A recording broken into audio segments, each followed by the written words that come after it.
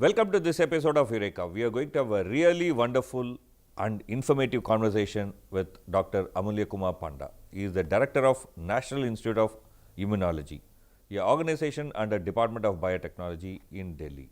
We are going to discuss with him his contribution, his institution's contribution in developing immunology, understanding about immunology, developing vaccines for India, and lots of such things in this program. Keep watching Eureka. Before that, we are going to take a quick look at his brief profile. After that, we are going to have a very wonderful conversation.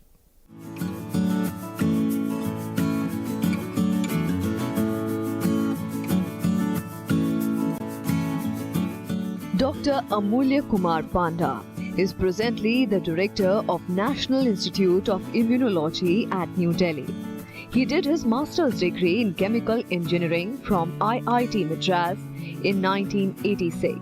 And later, Dr. Panda went on to pursue doctorate in biochemical engineering and biotechnology from the Indian Institute of Technology, Delhi in 1991. He has been working on different areas of bioprocess engineering for the last 32 years.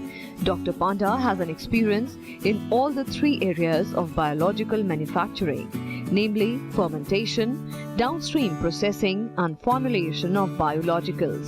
Dr. Amulya Kumar Panda also did innovative bioprocess engineering utilizing basic fundamental rules of biology. He significantly contributed towards growth of plant cells in bioreactor for the production of secondary metabolites and have reported the very first study on high cell density recombinant fermentation from India. Dr. Panda has reported the highest amount of recombinant protein expression among the earliest Indian studies, and the novel protein refolding methods developed by him has been accepted worldwide.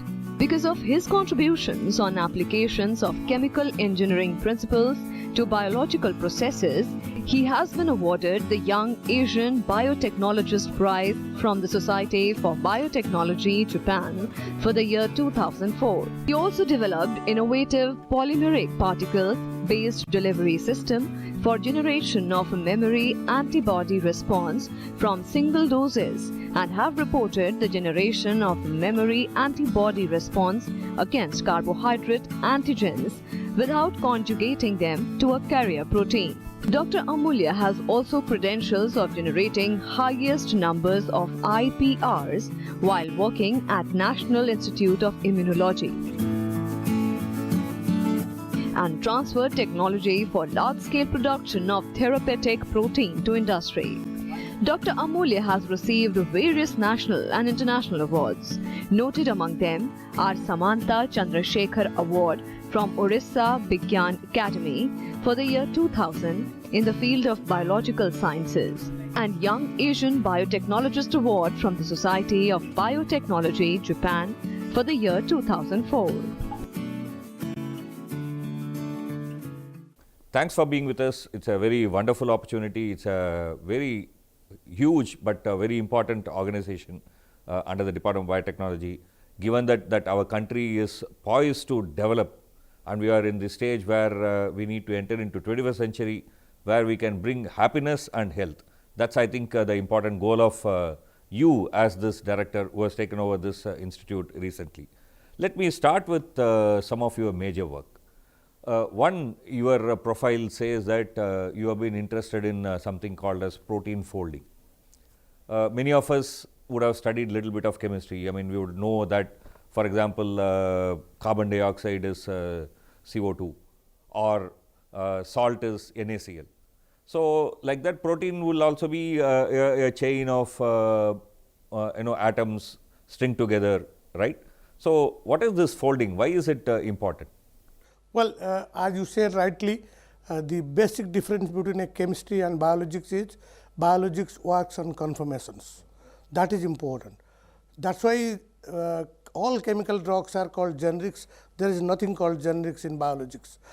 Biologics have sequence and they have topology and they have conformation. And the biological activity of a molecule, let it be a hormone or a protein, is based on what conformation it has, because it goes and bind very, very specifically to a organ or a ligand. So, for that the conformation or the topology is defined as folds. So when you say that the conformation topology, it means the kind of shape it will have. It's basically, in a physics term, is the three-dimensional structure of the protein, and each protein has a particular three-dimensional structure that decides its activity. If you don't have that structure, you don't get activity. So when I say refold, when we express this protein in recombinant organism, generally they don't fold properly, because basically it is a human protein. Human protein folds in human body in a different structure. We are trying to force it in E. coli because we want to produce more like industry. Okay, okay. So basically, let's take example of insulin. It's something that people today produce in E. coli. E. coli, right? So E. coli is a kind of a bacteria.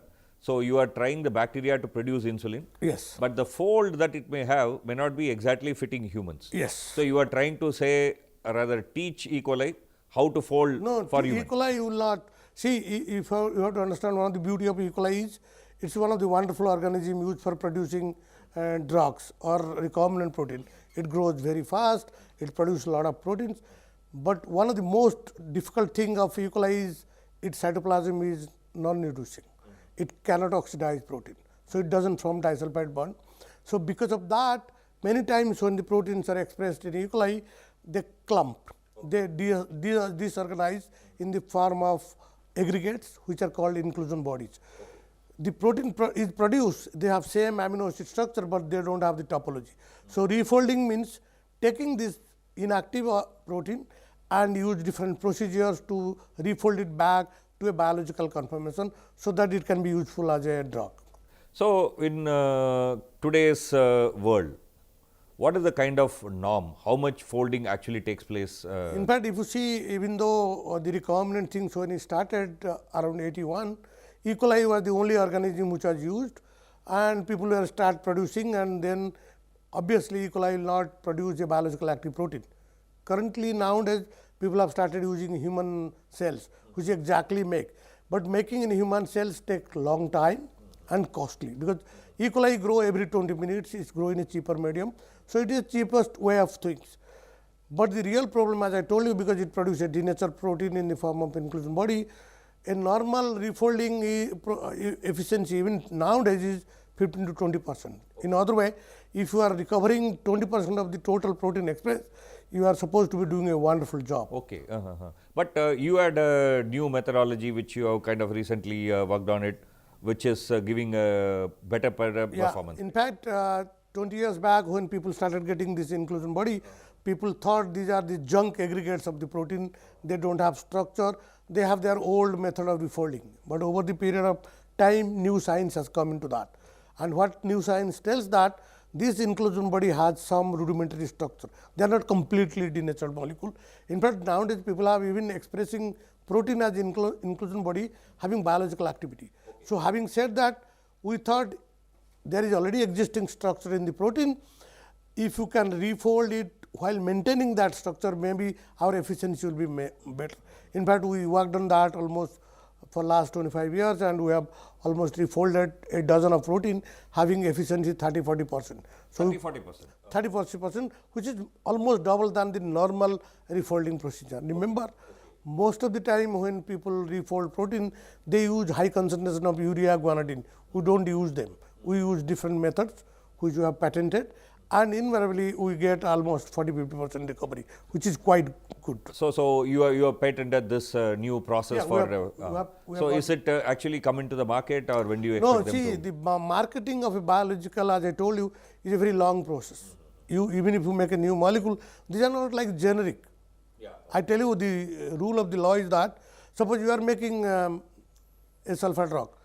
A company is making sulfur drug, whether you make in Mumbai or Chennai or Assam, you can make anywhere and sell. But the same company, if you want to make insulin, suppose he is making in Mumbai, if he goes and make another plant in Assam, he needs another regulatory approval, because these are conformational based drugs. You never know, you may be making insulin, but is it right insulin?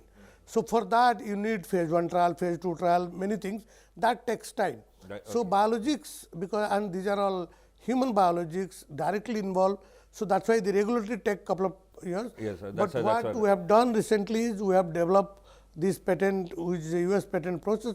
We have given to a company, they will be making it.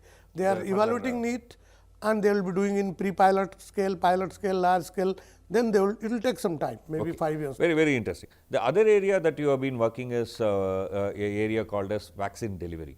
The kind of thing that most of us will know as vaccine delivery is that, okay, you take it in a syringe, put it in your body, or maybe you have to transport it, so you need some cold storage. What do you mean by vaccine delivery in your area? See, this is of course the delivery in true English term, but when we think of doing vaccine delivery, previously like 30-40 years back, you have one vaccine, one way you inject. Now immunology has been so improved, you can deliver it through oral route, you can deliver through mucosal route, there are many other ways. So delivery means how you present or put the candidate vaccine to body to maximize the immune response. For us, we have a different concept for delivery. We just want to minimize the number of doses. So that is our delivery method.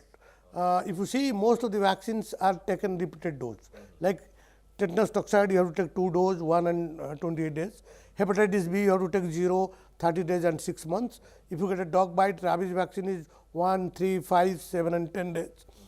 What our method is, can you put all these doses into a single dose, pack it, immunize, so that they mimic the normal dose of immunization. Okay, it's like, for example, in your mobile phone, you can set 3 alarm. Morning 5 o'clock, just to ensure that, okay, you will start waking up. Maybe 5:30, so that you will get up. 6 o'clock, you will start going, you know. Basically, you want to mimic the normal vaccination, so that body get activated. And remember, for a country like us, where people are not educated, they thought, oh, they have taken a vaccine for tetanus, particularly for pregnant women. They go and put one vaccine, and they think that they are immunized, protected. But actually, you need 2 vaccines, because the real immunity comes when you give a booster. So, but here you can put only one, and the second one will act on its own after some time. That's what is the same dose. 25% of the total vaccine will be released on first day. Maybe depending on your design, another 25 or 30% will be on 38 days, another things. Remember, these are all in experimental animals. It has not come to the human. Like suppose rabies. Previously, you used to take 14 vaccine. Now you have cell culture vaccine, you take 5.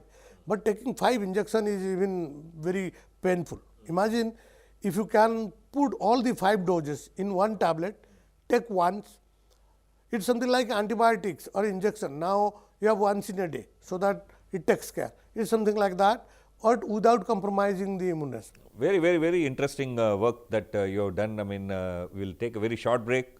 We'll keep this conversation going. Keep watching Eureka. We'll take a very short break. We are going to come back with very interesting talk about what enigmas are there in immunology. How does, for example, the T cell recognize this one is a foreign body and this one is our own body? We are going to discuss this after the break. Keep watching Eureka.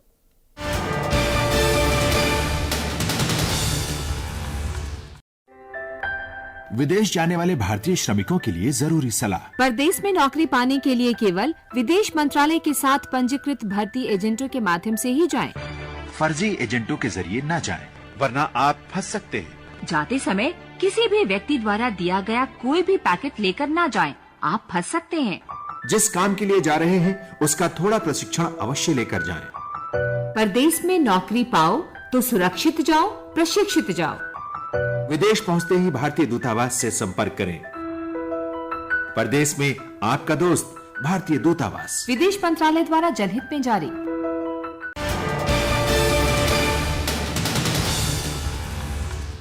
Welcome back to Eureka. We are having a very wonderful conversation with the Director of National Institute of Immunology, an organization under Department of Biotechnology, Dr. Amulya Kumar Panda. Before the break, we were talking about some of your major work. Let me ask a very fundamental question. Vaccine, why is it important? Well, if you see the way vaccine has developed over and used last 4 centuries, it is called a common man's drug. In fact, if you say apart from clean water and air, this is one of the most important thing which is not only helping to have a longevity but saving a lot of people. And one good thing about vaccine is you give once. If it's a wonderful vaccine like smallpox or DT or TT, it protects you for the lifelong. So that is the importance. That's why any disease, particularly for infectious disease, where you don't see the organism which cause you, if you get vaccinated, you will be protected. Okay. Let me now ask you some of the very, very fundamental questions. Maybe, for example, nobody knows the answer, but maybe I think we should discuss about it. Like you said, smallpox. I take one vaccine and my body remembers for all my life. Maybe I live for 70 years after Yeah. that thing, still my body remembers. And then whenever I get infected by a smallpox, germ, my body fights it and kills it. How does my body remember that long? In fact, that is one of the beauty of immunology is it's called immunological memory. So body has set of cells, memory cells, both B and T cells, who are well primed. It's like you are living in a society, you know who is your neighbor, who is your friend, who is your enemy. The moment the enemy you see around, you get alerted, oh, why this guy is roaming around. Same way, these B cell and T cells, they have markers because they have encountered the pathogen previously, they recognize that pattern. And these memory cells, the moment that fellow comes to the body, they become highly activated and kills it. So before this pathogen again create something, they kills it. And in fact, that protects us. In fact, that is the most fundamental beauty of immunology, having immunological memory. We get immunized, you get protected as long as these antibodies and circulating immune cells are there to protect us. So even now, even in spite of all this development, our understanding of this immunological memory is still an enigma, right? Oh yes. So what other major this kind of big questions are still remain to be answered In fact, if you see comparison to physics, chemistry, immunology is a young science. Even though the vaccines were discovered, we are doing all empirical. Even some of the fundamental questions are still not, we don't know. We know it works, like how an antigen is present and processed, or how the body differentiate from self to non-self. that is basically, for example, when I eat an apple, the apple is a non-self, but my immune body does not actually attack, right? It doesn't go to the immune system, but even though there are some proteins cell produced in the body, there are our own protein. If the body starts responding to them, you will have autoimmune disease. In fact, autoimmune disease is a disease where your self molecule become reactive. In fact, that is one differentiating between self and non-self, understanding immunological memory. Then apart, till now people thought mostly the all vaccines antigens are proteins, but now carbohydrate is part of many vaccines like pneumonia, meningitis, typhoid. People are now working on lipids and other things. So people, we don't know what it makes or how these work. That is also not known. The other things about vaccine is we all know there is vaccine, it works. And one of the good things on vaccine is an adjuvant, like alum. It is used for last 100 years or so. But if you ask how alum works, nobody knows. How adjuvant works, nobody knows. Like these are the many things, like understanding immunological memory, or even how carbohydrate antigens are present process. We don't have not only complete understanding, we need to understand the way people understand physics, chemistry, math in a quantitative term. Because once you understand immunology in a quantitative term, you will be able to correlate what has gone wrong. Without quantitation, it is very difficult to look back and see where I am wrong. So now the new concept is you try to understand it, these fundamental problems, and I tell you, these are really fundamental problems of immunology. People abroad have been working. Tell you very frankly, we are nowhere. And in fact, whoever will answer any one of them, I am sure there will be multiple Nobel Prize for that. We are thinking of planning. It's like we may not able to compete them, but it's something like I always keep saying, let's run for the Olympic. Let's participate. We may not win, but who knows? Yeah, our turn may come. At least we will have the capacity to absorb. Yes, that is one. at least, and you never know when our chance come. So at least, apart from doing all sort of applied science, vaccines, things, we must look to ask some of the fundamental questions, because please remember, fruits only come from roots. Without roots, no fruits will come. That's I think a very important point. Let me ask you one another question that many of us might have. When you talk about antibiotics, there is a resistance that is developed. But why we don't see any such resistance when you are talking about vaccine? In fact, tell you very frankly, nobody knows. For last 400 years, even though you are using vaccines, adjuvant, there is no single case of resistance. Maybe these work not very specifically, they work through multiple ways. That may be a reason. We don't know actually why. To begin with, we don't know how adjuvant works. They know there are different ways. There are many things has been done. So intense research. But the point that till now there is no resistance. Now people are looking adjuvant, vaccine adjuvant in a different way. They are trying to use this adjuvant. Adjuvants are nothing but small molecules which enhance the potency of a biological. For a vaccine, it is improved its immunogenicity. So taking that clue, people are now thinking of using small molecule adjuvants. Can they improve the efficacy of antibiotics? If you improve the efficacy of antibiotics, rather than using 200 milligram, you may use 10 milligram. So unless you have unnecessary misuse of that, and that may reduce your antimicrobial resistance. People are using adjuvant to improve the efficacy of immunotherapy. So these are the new things coming, taking clue from immunology research. Okay. Very interesting point that when the whole world is addressing this big question of how to deal with the emerging resistance, drug resistance, particularly when we are dealing with biology, like organisms like malarial drug or other kinds of drug, where drug resistance has become a major challenge. Maybe the some work in immunology can throw a light, and then perhaps we can have a new way of designing new drugs. Is that right? In fact, now people are trying to take clue from these adjuvants. They may not be there, but they do something in backup. Like it is like some drugs, if you analyze, they are not in the body, they are lost somewhere in the tissue. You can't detect them in a serum, but they keep showing their activity. So these adjuvants will be like that. Like curcumin people are using. It is a wonderful adjuvant, even though it has not been very highly scientifically proven, but how it works, but it does work many times. So it's same thing like different adjuvants, and I am sure in future many new adjuvants will come for varieties of drugs, biologicals, which will improve its potency.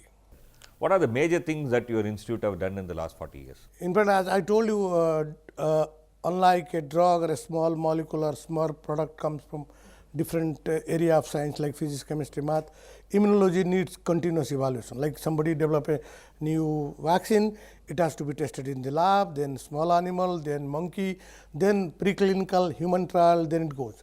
A average new biological takes 15 to 20 years. And I am happy to share with that our former director, in fact our founder director Professor G.P. Talwar, who started this institute with two objectives, infectious disease and population. Population is a disease for us. He had two vaccines that time. The population control vaccine is at different stage, but the leprosy vaccine, who developed with a heel-killed Mycobacterium.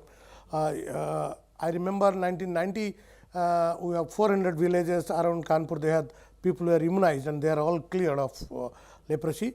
This vaccine is used as a immunotherapeutic adjuvant, and it is now produced by Cadila Healthcare in Ahmedabad and used to treat things. So this is one of our major product, considering the biologics is very difficult in 20-25 years. We have been delivered. And also, this is a kind of a disease, for example, which the rich countries may not be that interested. Obviously, and the other things which are in different stages of pipeline is a cancer vaccine based on dendritic cell. It's undergoing phase 2 trial in Chennai, Adyar Cancer Center.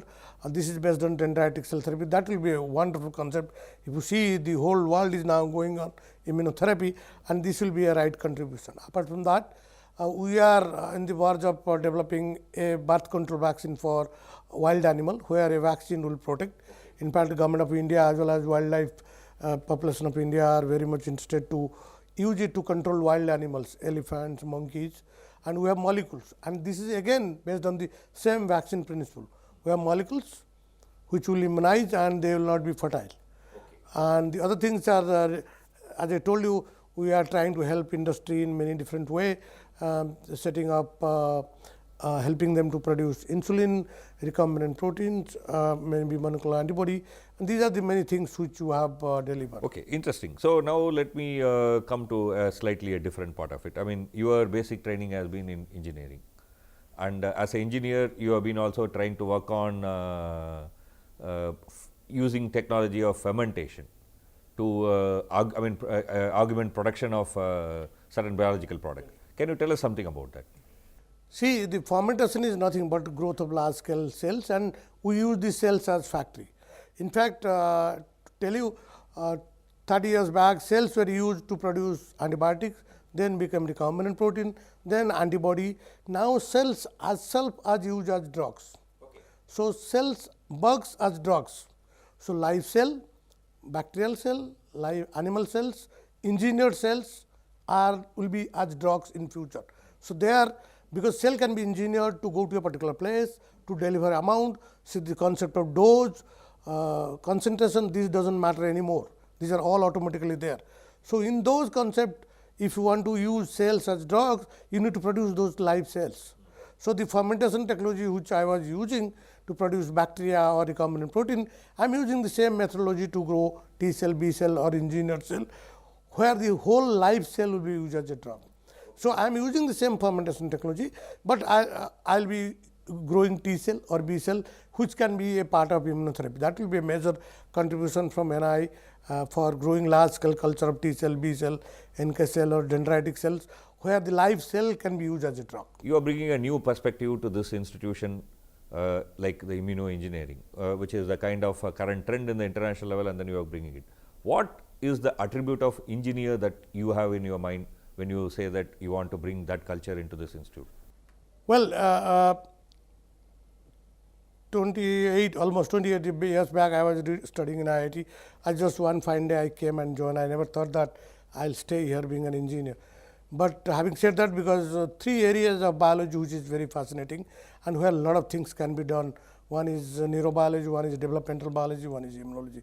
Having said that, getting a chance, I never thought back going back. And if you ask me in a engineering terms, the way I see as an engineer, in fact, that has helped me to understand in a broader way the subject, because to tell you jokingly what I used to say, scientists discover, but engineer deliver. Right?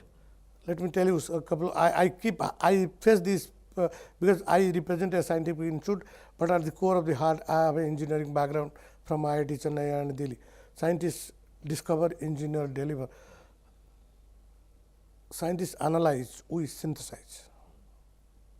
Scientists differentiate, we integrate. And that is where engineering term, because we use a lot of mathematical model tools, we will be able to integrate huge area of knowledge to deliver something.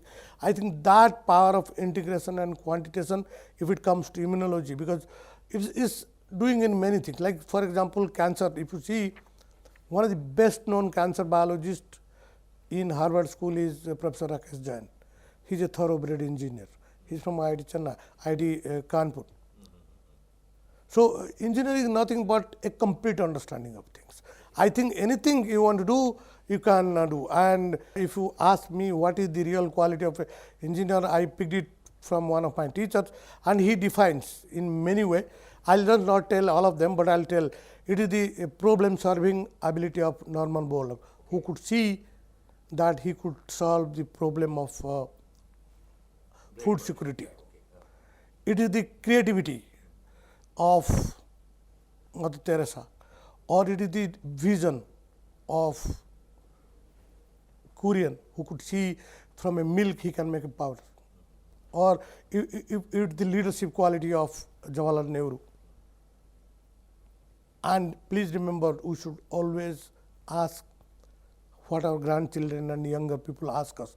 That wandering mind you should be able to fulfill, because nowadays many people ask.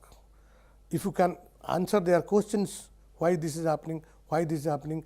I think one of the beauty of engineering is when you have complete understanding, you could explain what is happening.